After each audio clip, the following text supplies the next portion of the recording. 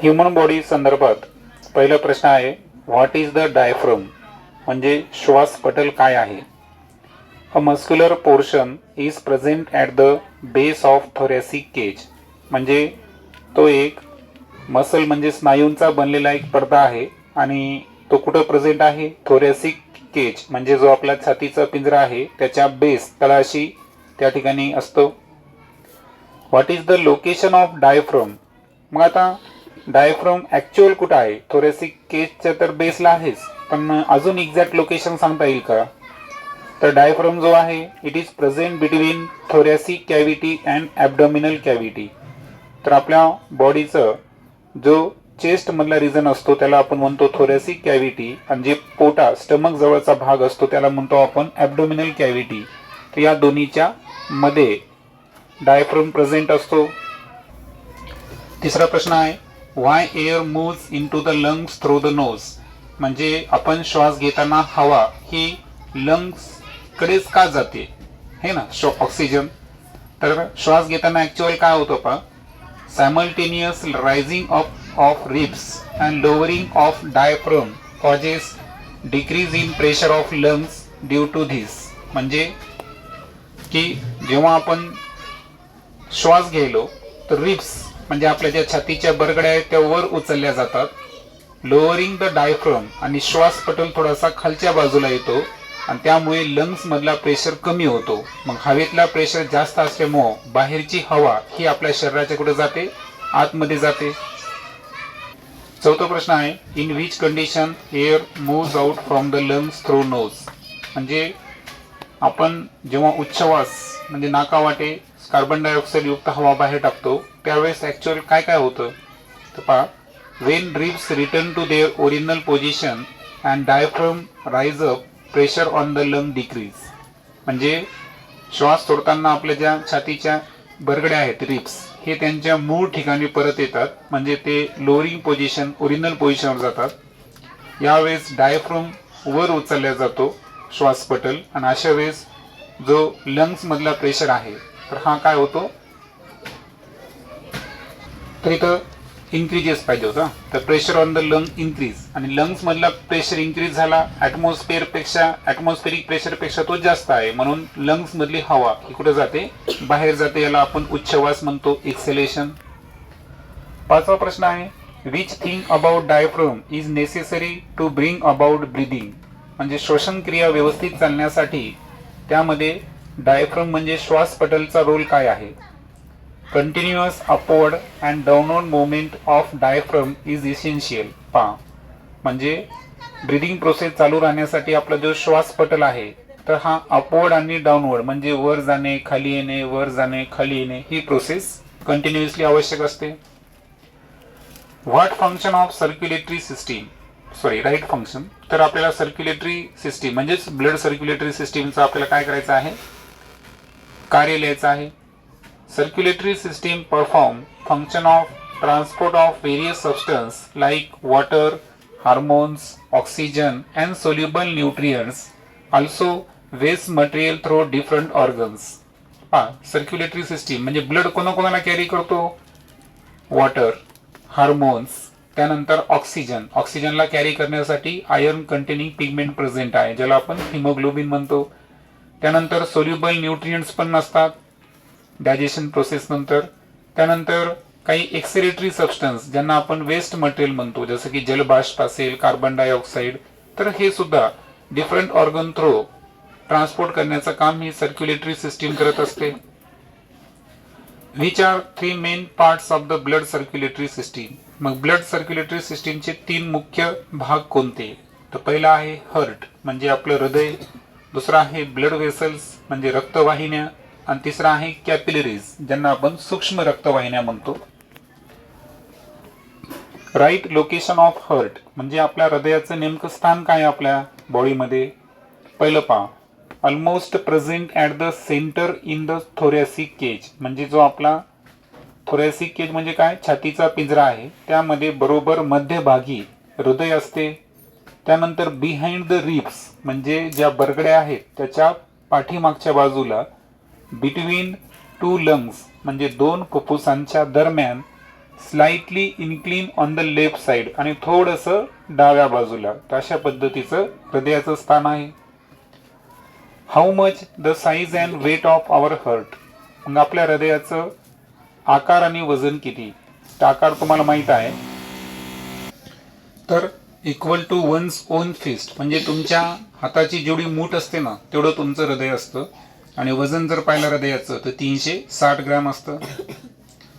How is the covering of our heart. मग आपल्या हृदयाला एक आवरण आहे पहा, दुहेरी आवरण, तर ते कसं असतं किंवा त्याचं नाव काय आहे. तर पहा, heart is cover by a double layer pericardial membrane. म्हणजे हृदयावर जे दुहेरी आवरण आहे त्याला इंग्रजीमध्ये काय म्हणायचं, पेरिकार्डियल मेम्ब्रेन. त्याला तुम्ही मराठीमध्ये हृदयावरण सुद्धा म्हणू शकता. What is the function of fluid which is present between two membrane of the heart. आता आपण पाहिलं की हार्टला दोन मेम्ब्रेन आहे, आउटर आणि इनर. तर या दोन आवरणाच्या मध्ये एक फ्लुइड प्रेझेंट असतो. त्या द्रवाचं कार्य काय. Heart is protected from friction and mechanical shock. म्हणजे आपलं जे हृदय आहे तर घर्षणापासून आणि मेकॅनिकल शॉक, म्हणजे जे एखाद्या वेळेस धक्का वगैरे लागला, आपण बऱ्याच वेळेस ॲक्सिडेंटमध्ये पडतो वगैरे, तर अशा वेळेस फ्रिक्शन आणि मेकॅनिकल शॉक पासून प्रोटेक्शन करण्याचं काम हे द्रव करत असतं. Which type of muscle present in our heart. मग आपल्या हृदयामध्ये कोणत्या प्रकारचे स्नायू असतात, तर ते आहे इनव्हॉलंटरी कार्डियक मसल. पहा, इनव्हॉलंटरी म्हणजे काय, की हृदयाचं कार्य आपल्या इच्छेवर चालतं का, नाही, म्हणून त्याला इनव्हॉलंटरी म्हणजे अनैच्छिक म्हणायचं. आणि हृदयाचे स्नायू हे स्पेशल टाईपचे स्नायू असतात, मग त्यांना आपण एक नाव आहे, ते काय आहे, cardiac muscle. What is the beating of heart. मग आता हृदय ते धडधड करतं, आपल्याला माहिती आहे 72 वेळेस ठोके पडतात, ते या बीटिंगला कसं एक्सप्लेन करायचं. तर पहा, cardiac muscle of heart contracts and relax with a definite rhythm. This is called as the beating of heart. आता आपण पाहिलं हृदयामध्ये कोणते स्नायू असतात, कार्डियक मसल. तर यांचं सातत्यानं कॉन्ट्रॅक्शन म्हणजे अंकुचन आणि रिलॅक्सेशन म्हणजे प्रसरण है ना, किंवा मूळ ठिकाणी परत येणे. तर रिदमिक कॉन्ट्रॅक्शन अँड रिलॅक्सेशन हे विशिष्ट रिदममध्ये होत असतं, त्यालाच म्हणायचं बीटिंग ऑफ हार्ट. हृदयाचे दोन आवाज असतात पहा, लब आणि डब. त्यानंतर आहे right internal partition of heart. आता हार्टचे दोन कंपार्टमेंट असतात पहा, लेफ्ट कंपार्टमेंट आणि राईट कंपार्टमेंट. राईट कंपार्टमेंटमध्ये राईट ॲट्रियम आणि राईट व्हेंट्रिकल्स हे डिऑक्सिजनेटेड ब्लड म्हणजे कार्बन डायऑक्साईड युक्त ब्लड हे आपल्या शरीरातून कलेक्ट करतात है ना, वाया सुपिरियर व्हेना कावा आणि इन्फिरियर व्हेना कावा. आणि दुसरा आहे लेफ्ट कंपार्टमेंट. याचे पण दोन कंपार्टमेंट आहे, लेफ्ट ॲट्रियम आणि लेफ्ट व्हेंट्रिकल. आता यामध्ये एक लक्षात घ्या, राईट ॲट्रियम मध्ये काय पाहिलं होतं आपण, डिऑक्सिजनेटेड ब्लड आलं होतं हे की नाही, आणि नंतर ते राईट व्हेंट्रिकल मध्ये जातं. परंतु हे जे लेफ्ट ॲट्रियम आहे ना, इथं येणारं ब्लड हे लंग्स कडून येतं, म्हणजे ते ऑक्सिजन युक्त असतं. म्हणून left atrium oxygenated blood carry करतो आणि तिथून ते दुसरं जे चेंबर आहे लेफ्ट व्हेंट्रिकल तिथं जातं आणि तिथून ॲरोटा मार्फत आपल्या पूर्ण शरीरामध्ये शुद्ध रक्त पसरत असतं है ना. ॲरोटा ही आपल्या शरीरातली सर्वात मोठी धमनी, लक्षात ठेवायचं. आता हार्ट जो आहे तो 4 चेंबरचा बनलेला आहे. वरचे 2 चेंबर यांना ॲट्रिया म्हणायचं. काय म्हणायचं, ॲट्रिया. वरचे 2 म्हणजे लेफ्ट ॲट्रिया आणि राईट ॲट्रियम. आणि खालच्या लोअर चेंबर्सला काय म्हणायचं, व्हेंट्रिकल्स. ते सुद्धा 2 आहेत, राईट व्हेंट्रिकल्स आणि left ventricles. Which are 2 main types of the blood vessel. मग आता ब्लड वेसलचे 2 टाइप्स कोणते आहेत, तर पहिला टाइप आहे आर्टरीज आणि दुसरा आहे वेन्स. आर्टरीज म्हणजे धमन्या आणि वेन्स म्हणजे शिरा. Define arteries. मग आर्टरीज कोणाला म्हणायचं, blood vessels which carry the blood away from the heart are called as arteries. म्हणजे ज्या रक्तवाहिन्या हृदयापासून ब्लड दूर नेतात, म्हणजे ते ब्लड कोणतं असेल, ऑक्सिजनेटेड ब्लड असेल. आणि ऑक्सिजनेटेड ब्लड कॅरी करणाऱ्या रक्तवाहिन्यांना काय म्हणायचं, arteries.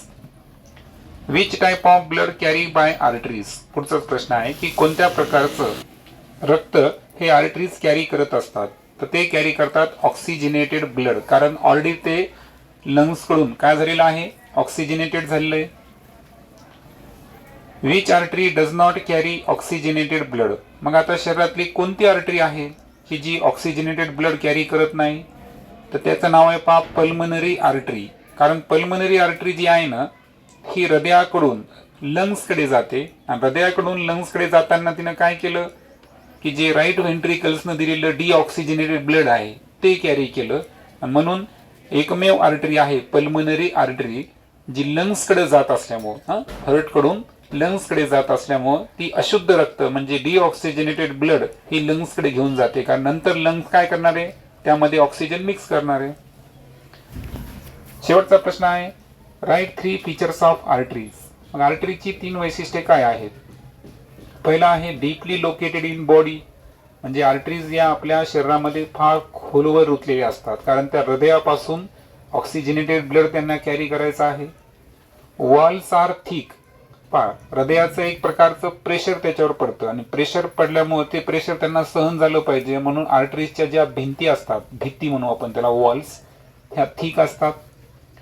Do not have walls, आणि पहा याच्यामध्ये कुठल्याही प्रकारचा अडथळा नसतो. वॉल काय असतात माहितीये का, की वॉल म्हणजे काय की पुढे पुढे ढकलणे, मागे एखादी वस्तू येऊ न देणे. पण हृदयामध्ये वॉल आहेत, लक्षात घ्या. हृदयामध्ये 2 प्रकारचे वॉल आहेत, एक ट्रायकिस्पिड वॉल आणि एक बायकिस्पिड वॉल. मात्र ब्लड व्हेसल्स किंवा आर्टरीज जे आहेत यांच्यामध्ये आर्टरीजमध्ये वॉल नसतात. हे त्याचं वैशिष्ट्य आहे.